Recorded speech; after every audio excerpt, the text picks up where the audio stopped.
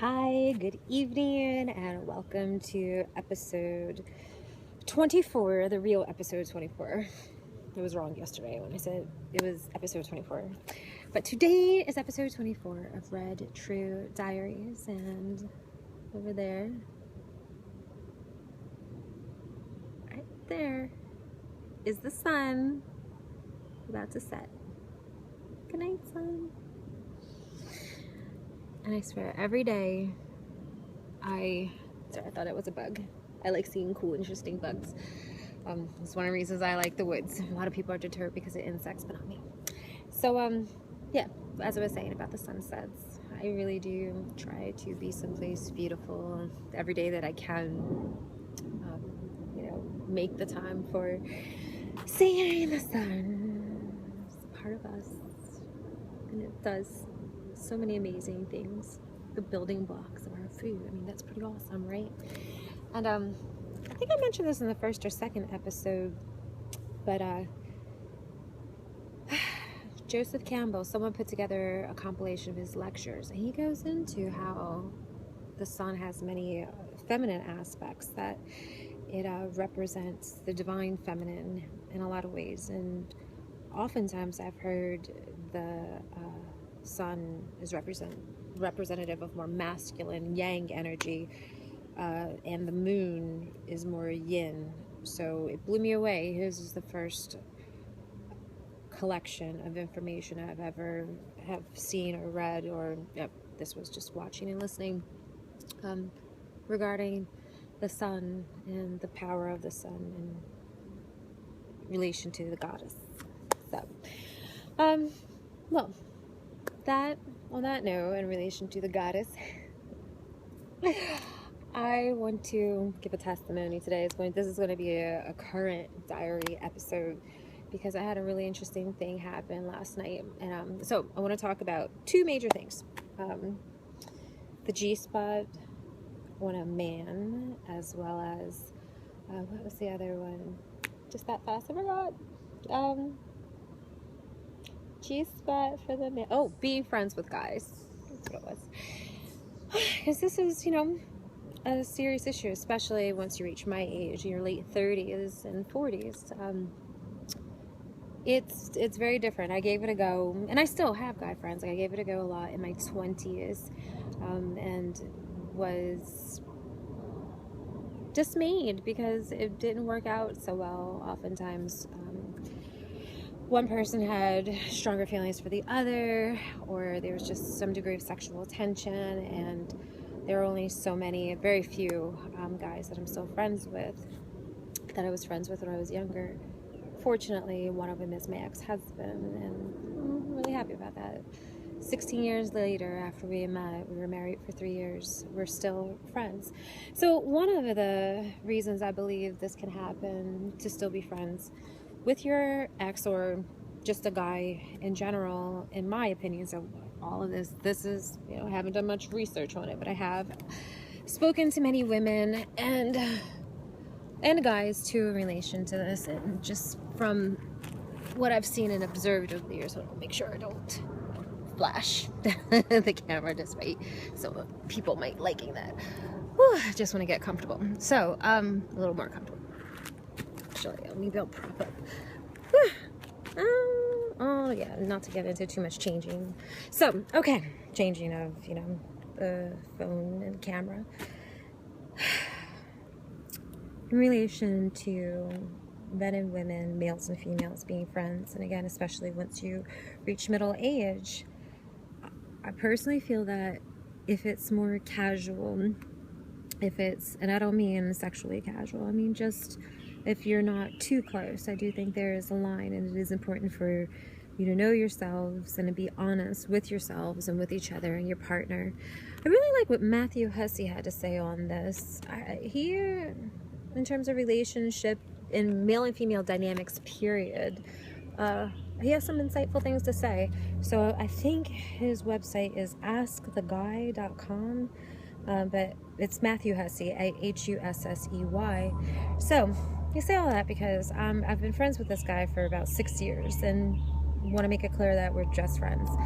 We met in a work environment through a mutual friend. Later he told me it's because he saw me on MySpace and thought I was cute and asked his friend to hook me up with him. Yeah, found that out later. Guys, man, they can, when they want to, they can plot and scheme. That's why sometimes it's like, I know you can do it, so why aren't you doing it more in a romantic way? It's often women's issues. So anyway, we dated for, I don't know, a couple of months. Didn't work out. It wasn't a good phase of his life either. And he did make me realize some things that were really important to me in terms of what I wanted from someone. But I stayed friends with him. And I'm really glad that I did, because I have a very strong spiritual connection with him that it only becomes more obvious the more time that goes by. And I learn a lot from him.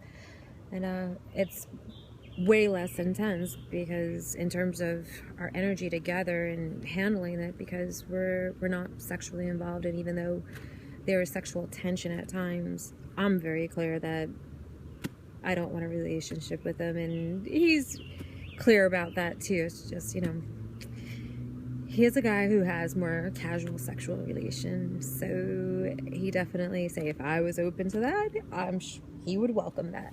However, he's respectful of the fact that that's not what I want, and it doesn't push the issue. So we work well as friends, and I get a lot of insights from him too in relation to men and guys. But this is the kicker, and he's the one who told me about the male G-spot orgasm, which I am very curious to explore with my next boyfriend. It will be in an intimate relationship, because that is something, in an intimate, serious relationship, because that's not something that, it's not casual to me. And I'm also at that stage of my life where the casual encounters just not so much, it just doesn't do it for me. It has to be something more profound and moving, to each our own. So, and I do think this is part of the technique that he expressed regarding this. So I'm going to pass along what he told me, but know that I haven't actually explored this for myself yet. I'm hoping to at some point, yeah. Though I do encourage and actually enjoy intentional celibacy for many different reasons, creative, spiritual. I don't plan on having that as an indefinite thing in my life. So that being said, this is what I intend to do from what my friend told me in regards to finding and exploring the male G-spot orgasm. So you massage the penis and massage the penis, basically like your typical hand job, but the tongue is key for this. So in using your tongue to go up and down the man's penis, you would slow down and spend more time and attention around their balls. Yes, I'm saying all this because, ladies, a lot of guys do like oral sex, and especially if that's something that you'd like, it's important to, give in return. But again, I'm fascinated by this male G-spot orgasm. So, using your tongue in the area around the balls while massaging the penis and licking in the perineum area, or what some people call the taint, the area between their balls and their butthole, basically. And pushing, swirling circles are great. Apparently, this is what he told me. Circles are great, and pressure, and just be slow and intentional about it. And that's how, even though it's only happened to him twice, but that's how on 2 different occasions he's had what he considers a male G-spot orgasm, where it's it's a powerful orgasm that comes in waves. And I believe he said he didn't ejaculate, that that it's different. And I've heard about people, I think Sting is someone who does a more tantric sex and can, have orgasms without ejaculating. I have heard that before, but yeah, this is the first time that I really heard, say, other than something, or read in something like the Kama Sutra, a way or technique to go about it. So that's that. If you care to tell me about your G-spot orgasms in terms of how it's felt as a guy, or women, if you have done this for a guy, or guys for guys, I'm open. Email me at redtruediaries@gmail.com, please.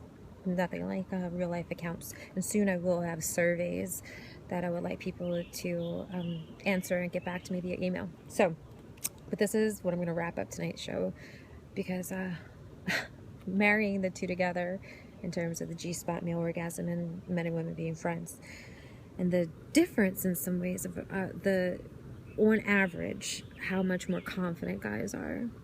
So my friend, and he's a fairly humble person, but he actually felt that offered to show me and to guide me through the technique if I wanted to practice on him. I was like, thank you, that's very gracious of you.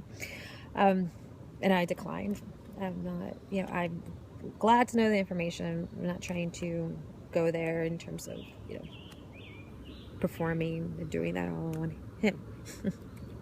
Even though I do love him. I love him dearly as a friend, but don't want to go there. So he felt that it's like, okay, you're passing up a great opportunity here. And I know it wasn't just the line. I did think, am I being Jedi mind tricked here? Because how is it me passing up the opportunity when it's my mouth on his nuts? Like, really? I'm passing up a great opportunity. I do see it as a learning experience, yes, but just a very different way of thinking. Oh, so what I would like to encourage more women to do for ourselves is to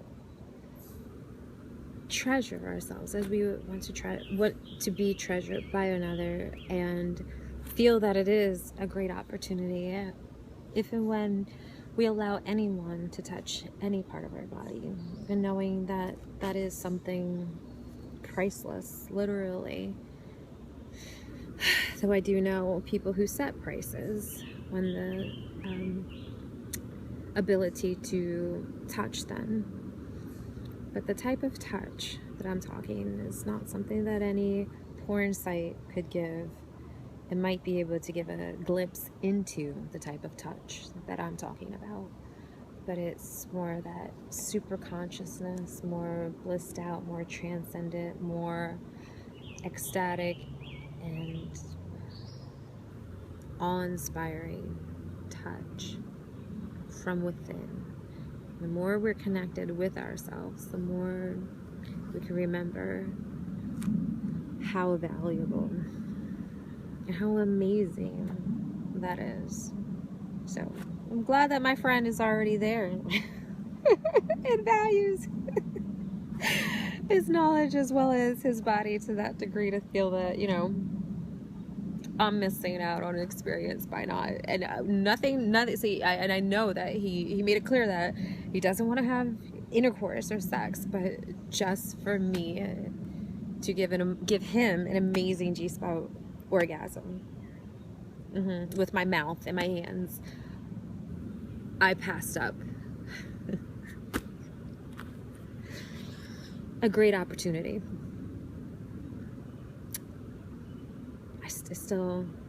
That's bold. That's awesome. Good for him. And good for you too if you feel that way. So it's helping me actually feel, I do feel that way, but that really, I don't know if I feel it to that degree, but it's still nice to embody or have a taste or hints of that in any case, because I know too many women, in my opinion, look down on themselves and don't value themselves, or the exact opposite. So, food for thought. Send any questions, comments, concerns to redtruediaries@gmail.com. And starting tomorrow and for the next at least 2 days, I don't know if I'm going to do all 7, but definitely the first 2, I'm going to go into the root chakra or chakra and the sacral chakra. So, thank you for watching and listening. May you have a wonderful time exploring for your self. Look at that sun. I love you. And thank you. Oh. Text. So, yeah. Wow. Okay. For real now. Over it out.